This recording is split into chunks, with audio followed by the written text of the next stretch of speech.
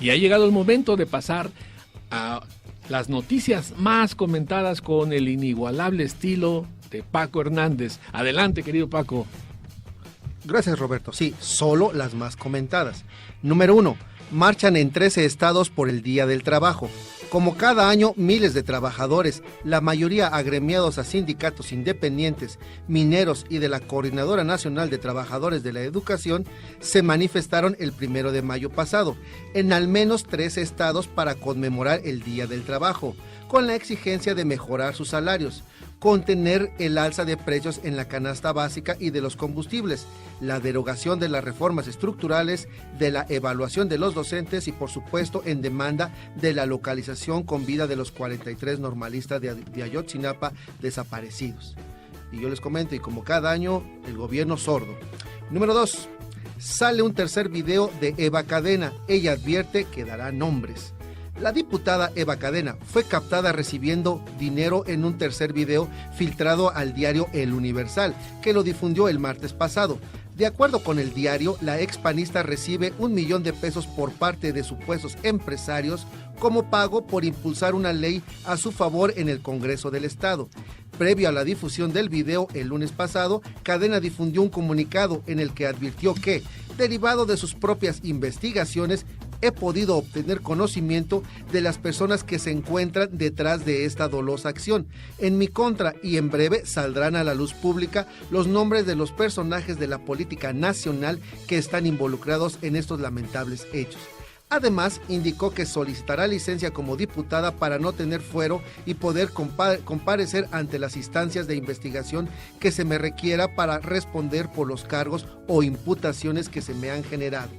Por otro lado, los diputados de Morena en el Congreso pidieron disculpas al pueblo de México, en especial al pueblo veracruzano, por los actos de corrupción de la legisladora Cadena. Y yo solo quiero repetir lo que dijo Lorenzo Meyer a los amigos de Morena: ya no reciban cascajo. Número 3. El expresidente Felipe Calderón quiere imponer a Margarita, afirma Rodríguez Prats.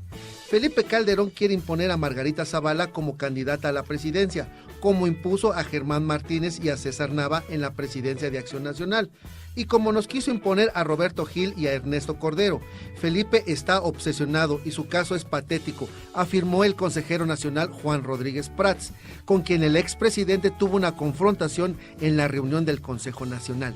En su última intervención en el Consejo Nacional fue muy agresivo, inequitativo y arruinó, suponiendo que Margarita está posicionada y que es la idónea para poder gobernar. Sin embargo, Felipe Calderón no tiene autoridad moral para hablar de inequidad, de piso parejo, por eso interviene y le reconoce todo el daño que le hizo al PAN, agregó en entrevista con El Financiero.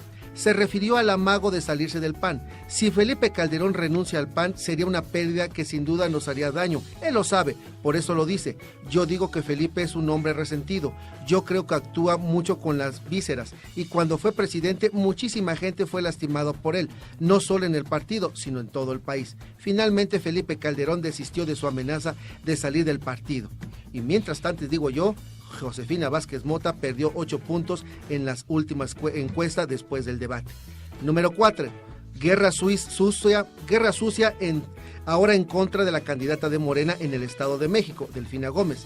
El presidente de Morena en el Estado de México, Horacio Duarte Olivares, denunció que la guerra sucia arreció en contra de su candidata a gobernadora del Estado de México, Delfina Gómez Álvarez. Lo anterior luego de que el jueves pasado el secretario general del partido Acción Nacional, Damián Cepeda, acusó en una entrevista que le realizó Ciro Gómez Leiva que Gómez Álvarez había transferido 36 millones de pesos del fondo de retiro de los empleados del ayuntamiento hacia una cuenta personal del tesorero del municipio de Texcoco, Alberto Martínez, quien es hermano actual del presidente municipal, Higinio Martínez. Asimismo, el panista señaló que 13 millones de pesos fueron descontados a los trabajadores entre el 2013 y 2015 para operaciones políticas de Morena, sin mencionar que en ese momento Morena era una asociación civil, no un partido político.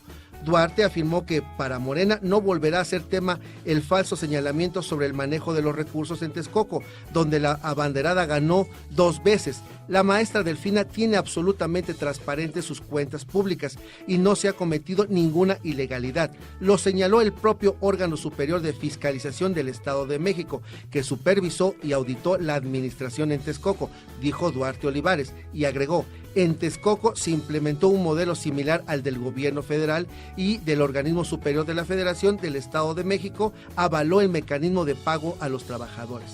Duarte Olivares agregó que el aval de este organismo a las cuentas públicas del gobierno de Texcoco sin ningún tipo de observación al manejo de fondos del ahorro, refrendando la legalidad de lo realizado.